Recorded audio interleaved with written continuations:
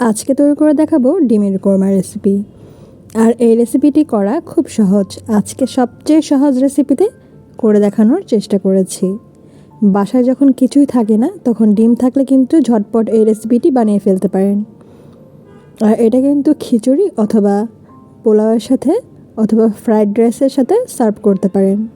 প্রথমে আমি ডিম সিদ্ধ করে নিয়েছি। তারপর আমি একটা মিশ্রণ তৈরি করছি ডিমের কোরমার জন্য। এখানে দিয়ে দিচ্ছি 2 চামচের মতো চিনি। মিষ্টিটা আপনাদের উপর ডিপেন্ড করবে। যদি আপনারা কম খেতে পছন্দ করেন সেক্ষেত্রে মিষ্টিটা একটু কমিয়ে বাড়িয়ে নিতে পারেন। তারপর এখানে দিয়ে দিয়েছি দুধ। আপনারা চাইলে গুঁড়া দুধ ইউজ করতে পারেন। আমি এখানে আজকে ইউজ করছি লিকুইড মিল্ক। তারপর দিয়েছি কেওড়া জল আর গোলাপ জল 1/2 টিস্পুন করে।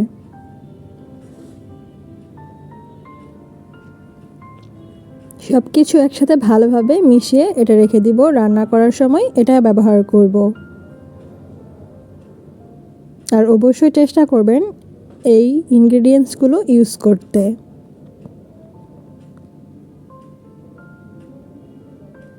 প্রথমে একটা ননস্টিক প্যানের মধ্যে আমি এখানে 1/2 কাপের মতো তেল ইউজ করছি। তার মধ্যে 4টা ডিম নিয়েছি। আর ডিমটা খুব ভালোভাবে সিদ্ধ করে নিতে হবে। কিছুক্ষণ ভেজে নেওয়ার পর ডিমগুলোকে উঠিয়ে রেখে দেব। তাতে করে ডিমের কোরমাটা দেখতে ভালো লাগে। তারপর এখানে 1 কাপের মতো পেঁয়াজ কুচি ইউজ করছি। পেঁয়াজ কুচিটা খুব ভালোভাবে গোল্ডেন ব্রাউন কালার হওয়া পর্যন্ত ভেজে নেব। তারপর এখানে দিয়ে দিচ্ছি আদা রসুন জিরে বাটা 2 চামচের মতো, ধনিয়ার গুঁড়া 1/2 টিস্পুনের মতো। সব কিছু একসাথে ভালোভাবে মিশিয়ে নেব। কোরমাতে কিন্তু হলুদ মরিচ ইউজ করা হয় না, তাই সামান্য ধনিয়া আর জিরের আদা রসুন বাটা দিয়ে ভালোভাবে এটাকে কষিয়ে নিয়েছি সামান্য পানি দিয়ে। তারপর সেই তৈরি করে রাখা মিশ্রণটি এখানে অ্যাড করে দিচ্ছি। খুব সহজ ডিমের কোরমা রান্না করা, বেশি কিছুর প্রয়োজন হয় না। তারপর এখানে দিয়ে দিচ্ছি তেজপাতা, দারচিনি, এলাচ, গোলমরিচ, লবঙ্গ আর কিশমিশ।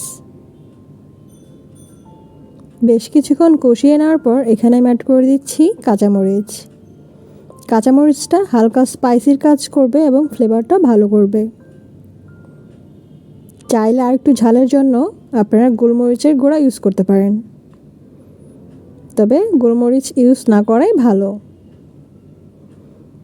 তারপর ভেজে রাখা ডিমগুলো এখানে দিয়ে ভালোভাবে কিছুক্ষণ রান্না করে নিলেই রেডি হয়ে যাবে এই ডিমের কোরমা। কিছুক্ষণ রান্না করার পর লাস্ট মুহূর্তে আমি এখানে 1/2 টিস্পুনের মতো গরম মশলার পাউডার অ্যাড করে দিয়েছি। আর এতে করে ডিমের কোরমাটা খেতে আরও বেশি মজা লাগবে। টেস্ট ভালো আসার জন্য অবশ্যই চেষ্টা করবেন গরম মশলার পাউডারটা ইউজ করতে।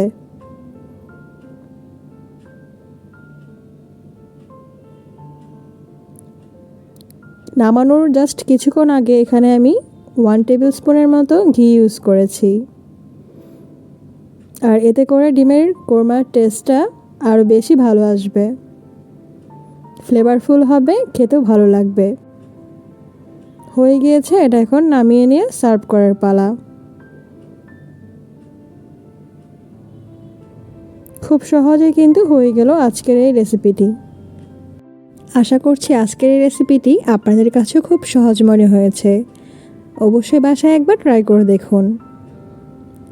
যদি আজকের ভিডিওটি আপনাদের কাছে একটু হেল্পফুল হয়ে থাকে তাহলে অবশ্যই চ্যানেলটি সাবস্ক্রাইব করার জন্য অনুরোধ করছি। আর সেই সাথে অবশ্যই বেল আইকনে ক্লিক করে রাখবেন, তাতে করে নোটিফিকেশন পেয়ে যাবেন সবার আগে। তো আজকে এখানে বিদায় নিচ্ছি। আজকের রেসিপিটি ভালো লাগলে একটি কমেন্টস করে জানাতে ভুলবেন না। দেখা হবে নতুন কোনো রেসিপির সাথে। আল্লাহ হাফেজ।